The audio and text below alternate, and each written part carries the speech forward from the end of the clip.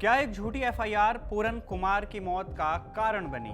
क्या एक दलित का अफसर बनना ऊंचे जाति के अफसरों को रास नहीं आया? और क्या डीजीपी हरियाणा शत्रुजीत सिंह कपूर की आईपीएस पूरन कुमार से बन ही नहीं रही थी? ये वो सवाल है जो पैदा हुए उन इल्जामों से जो पूरन कुमार ने अपने 8 पन्नों के नोट में लगाए हैं। पूरन कुमार की पत्नी ने अब एक एफआईआर दर्ज करके भी इन तमाम आरोपों को फिर से खुरेदा है। इन सभी आरोपों की चर्चा हम इस वीडियो में करेंगे और ये भी बताएंगे कि इस पूरी घटना में अब तक क्या कुछ हुआ। नमस्ते, मेरा नाम शुभम है और आप खबरगांव देख रहे हैं। 7 अक्टूबर को खबर आई कि दोपहर करीब 1:30 बजे आईपीएस पूरन कुमार ने अपनी जान दे दी। पुलिस ने कहा कि पूरन कुमार ने कोठी के अंदर ही खुद को गोली मार ली थी। वो 29 सितंबर को ही पुलिस ट्रेनिंग कॉलेज पीटीसी सुनरिया में आईजी बनाए गए थे। इससे पहले वो रोहताक रेंज के आईजी थे। मीडिया रिपोर्ट्स में लिखा गया कि नई पोस्टिंग के बाद ही पूरन छुट्टी पर चले गए थे। पूरन कुमार की पत्नी अमनीत कुमार हरियाणा काडर की आईएएस हैं। घटना के वक्त वो जापान में थी, उस डेलीगेशन का हिस्सा बनकर जो मुख्यमंत्री नायब सिंह सैनी के साथ गया था। बड़ी बेटी विदेश में थी जहां वो पढ़ती हैं और छोटी बेटी चंडीगढ़ में ही रहकर पढ़ाई करती हैं और जिस वक्त ये घटना हुई वो बाजार में थी। पूरन का रसोइया उस वक्त घर में ही मौजूद था, लेकिन उसे पूरन ने डिस्टर्ब करने से मना कर दिया था। बहरहाल हादसे की जानकारी मिलते ही अमनीत तुरंत लौट आई और 8 अक्टूबर को उन्होंने चंडीगढ़ में सेक्टर 11 पुलिस स्टेशन में एक तहरीर दे दी। इस तहरीर में उन्होंने हरियाणा के डीजीपी शत्रुजीत सिंह कपूर और एसपी रोहताक नरेंद्र बिजाड़िया के खिलाफ एफआईआर दर्ज कर उन्हें तत्काल गिरफ्तार करने की मांग की। अमनीत ने दोनों पर भारतीय न्याय संहिता की धारा 108 माने आत्महत्या के लिए उकसाने और SC/ST एक्ट के तहत जाति के आधार पर प्रताड़ना के मामलों में केस दर्ज करने की रिक्वेस्ट की। अपनी तहरीर में अमनीत ने लिखा कि मेरे पति की मौत को आत्महत्या कहा जा रहा है, लेकिन एक पत्नी के रूप में मैं जानती हूं कि वो वर्षों से चली आ रही प्रणालीगत यानी कि सिस्टमैटिक जातिगत और मानसिक प्रताड़ना का परिणाम था। ये उनके द्वारा दर्ज की गई शिकायतों से भी साफ झलकता है, जिनका जिक्र उन्होंने अपने नोट में किया है। उन्होंने लगातार जातिगत भेदभाव और मानसिक उत्पीड़न झेला है। मुझे पूरा विश्वास है कि डीजीपी शत्रुजीत सिंह कपूर के निर्देश पर एक साजिश रचित गई थी, जिसके तहत मेरे पति को झूठे और मनगढ़ंत आरोपों में फंसाने की योजना बनाई गई। अपनी तहरीर में अमनीत ने एक ऐसे केस का भी जिक्र किया जो आईपीएस पूरन की मौत के ठीक एक दिन पहले दर्ज किया गया था। अमनीत ने लिखा कि सबसे अमानवीय कदम ये था कि उनकी मौत से ठीक एक दिन पहले 6 अक्टूबर 2025 को रोहतक के अर्बन स्टेट थाने में डीजीपी कपूर के निर्देश पर एक एफआईआर दर्ज कराई गई। यह मामला मेरे पति के स्टाफ के सदस्य सुशील कुमार के खिलाफ दर्ज हुआ था, लेकिन इसकी आड़ में मेरे पति को भी फंसाने की तैयारी की गई। अमनीत ने तहरीर के दूसरे पन्ने पर लिखा कि मेरे पति ने इस साजिश की जानकारी डीजीपी कपूर से फोन पर साझा करने की कोशिश की, लेकिन उन्होंने बात को टाल दिया। इसके बाद मेरे पति ने एसपी रोहतक नरेंद्र बिजाड़िया को भी फोन किया, लेकिन उन्होंने जानबूझकर फोन नहीं उठाया। आईपीएस पूरन कुमार को पुलिस विभाग में जाति सूचक गालियां दी गईं, पूजा स्थलों में प्रवेश से रोका गया, सामाजिक बहिष्कार किया गया और वरिष्ठ अधिकारियों द्वारा अपमानित किया गया। ये तहरीर में अमनीत लिखती है। इस तहरीर में उन्होंने पूरन कुमार के मौत से ठीक पहले लिखे हुए 8 पन्नों के नोट का भी जिक्र किया। उन्होंने लिखा कि मुझे मेरे परिवार ने बताया कि सुसाइड नोट पुलिस और सेंट्रल फॉरेंसिक साइंस लैब के कब्जे में लिया जा चुका है। मैंने जब घर जाकर अलमारी और लैपटॉप बैग देखा तो उसमें नोट की एक कॉपी मिली। लैपटॉप खोलने पर भी वही नोट टाइप के तौर पर मौजूद था।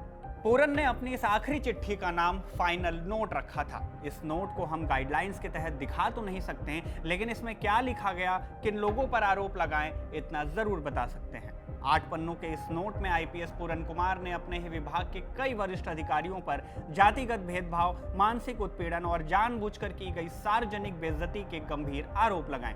अपने नोट में पूरन ने लिखा कि 2020 से लगातार उन्हें जाति के आधार पर परेशान किया जा रहा था। शुरुआत तब हुई जब वो एक मंदिर गए थे जो पुलिस स्टेशन परिसर में था। उस समय के डीजीपी मनोज यादव ने इस बात को लेकर उनके साथ भेदभाव किया। इसके बाद मनोज यादव के करीबी अधिकारी आईएएस TVSN प्रसाद, IPS PK अग्रवाल और डीजीपी हरियाणा शत्रुजीत कपूर ने भी उन्हें अलग अलग तरीकों से प्रताड़ित किया। पूरन की सबसे बड़ी शिकायत ये थी कि उन्हें बराबरी का दर्जा नहीं दिया गया। उन्होंने लिखा कि वो केवल इतना चाहते थे कि उन्हें एक आईपीएस अधिकारी के तौर पर समान अधिकार और व्यवहार मिले, मसलन घर, सरकारी गाड़ी, छुट्टी और प्रमोशन। उनका आरोप है कि इन मुद्दों पर उन्हें बार बार टाला गया, अपमानित किया गया और उनकी फाइलें दबा दी गईं। पूरन ने 6 आईपीएस और 3 आईएएस अधिकारियों पर गंभीर आरोप लगाए। सबसे पहले डीजीपी हरियाणा शत्रुजीत कपूर के बारे में पूरन ने लिखा कि उन्होंने खुद के लिए वेतन एरियर मंजूर करवाया, लेकिन 2001 बैच जिसमें पूरन कुमार थे उनके लिए रोक दिया गया। पूरन कुमार का आधिकारिक वाहन और आवास नियमों से हटकर छीन लिया गया। एपीएआर माने की वार्षिक रिपोर्ट में निजी रंजिश के तहत नकारात्मक टिप्पणियां दी गई। उनकी शिकायतों को मीडिया में लीक करवा दिया गया ताकि सार्वजनिक तौर से बेइज्जत किया जा सके। इसके बाद 1997 बैच के आईपीएस एडीजीपी अमिताभ ढिल्लों के बारे में भी लिखा। उन्होंने दावा किया कि पूरन की कार इन्होंने ही जब्त करवाई, बचत खाते की जमा रकम को संदिग्ध बताकर बदनाम किया, जांच समिति में होने के बावजूद कोई जांच नहीं की। 1997 बैच के आईपीएस एडीजीपी संजय कुमार पर भी इन्होंने आरोप लगाते हुए लिखा कि इन्होंने दस्तावेज में हेरफेर कर पूरन को फंसाने की कोशिश की, साथ ही फर्जी रिपोर्ट्स मीडिया में लीक करवाई ताकि इनकी बेइज्जती हो सके। 1994 बैच के आईपीएस कला रामचंद्रन के बारे में पूरन ने लिखा कि कला रामचंद्रन ने उनके मकान आवंटन के मामले में फर्जी हलफनामा दाखिल किया। ये सब तो पूरन से सीनियर आईपीएस अफसर थे, लेकिन आरोप जूनियर आईपीएस अफसरों पर भी लगा। 2007 बैच के आईपीएस और आईजीपी पंकज नैन के बारे में पूरन ने लिखा कि उन्होंने झूठी शिकायतें तैयार करवाने और फैलाने में सक्रिय भूमिका निभाई। इसके अलावा आईपीएस संदीप खिरवार और सिबाश काबिराज को लेकर लिखा कि इन लोगों ने तबादले के बाद पूरन के खिलाफ फर्जी और उन्हें बदनाम करने वाले केस दर्ज कराए। इसके अलावा 3 आईएएस अधिकारी पूर्व एसीएस होम टीवीएसएन प्रसाद और राजीव अरोड़ा और एक वर्तमान एसीएस होम अनुराग रस्तोगी के बारे में उन्होंने आरोप लगाते हुए लिखा कि मेरी हर शिकायत को बिना जांच के एक तरफा बंद कर दिया गया, मुझे अपना पक्ष रखने का मौका तक नहीं दिया गया। पूरन कुमार ने अपने नोट में कई बार लिखा कि मेरे खिलाफ जो कुछ भी हुआ वो सिर्फ इसलिए क्योंकि मैं अनुसूचित जाति यानी एससी से हूँ। उन्होंने कहा कि जाति के कारण उन्हें बार बार नीचा दिखाया गया और उसी जातिगत सोच ने उनके करियर और मानसिक स्थिति को तोड़ दिया था। नोट के आखिरी हिस्से में पूरन ने लिखा कि मेरी सभी शिकायतों की निष्पक्ष जांच की जाए, जातिगत भेदभाव और झूठी शिकायतों की प्रवृत्ति को रोका जाए, वरिष्ठ अधिकारी ऐसे मामलों को गंभीरता से लें ताकि किसी और अधिकारी को ये स्थिति न झेलनी पड़े। बहरहाल इन आरोपों के अलावा भी पूरन ने अपने पूरे प्रशासनिक करियर में कई बड़े फैसले लिए थे, कई बार आवाज़ उठाई थी ऐसे ही जातिगत भेदभाव को लेकर के। इस बारे में हमने एक वीडियो बनाई थी, डिस्क्रिप्शन में आपको उसका लिंक मिल जाएगा ताकि आप पूरन कुमार के पूरे केस को अच्छे से समझ पाएं। खैर, इस घटना के बाद से ही एससी वर्ग से आने वाले अफसरों में खासा रोष देखा गया।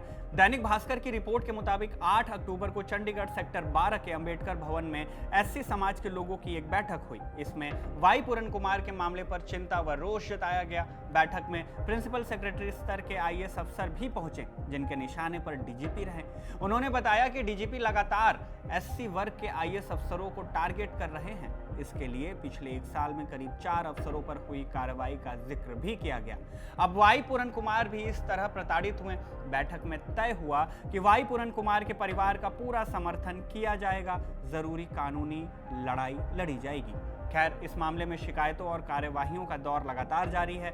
मामले में जो भी अपडेट होगी आप तक जरूर पहुंचाई जाएगी। पत्नी अमनीत कुमार की इस एफआईआर पर क्या एक्शन होता है ये भी पता चलेगा तो आपको जरूर बताया जाएगा। इस वीडियो में बस इतना ही। धन्यवाद।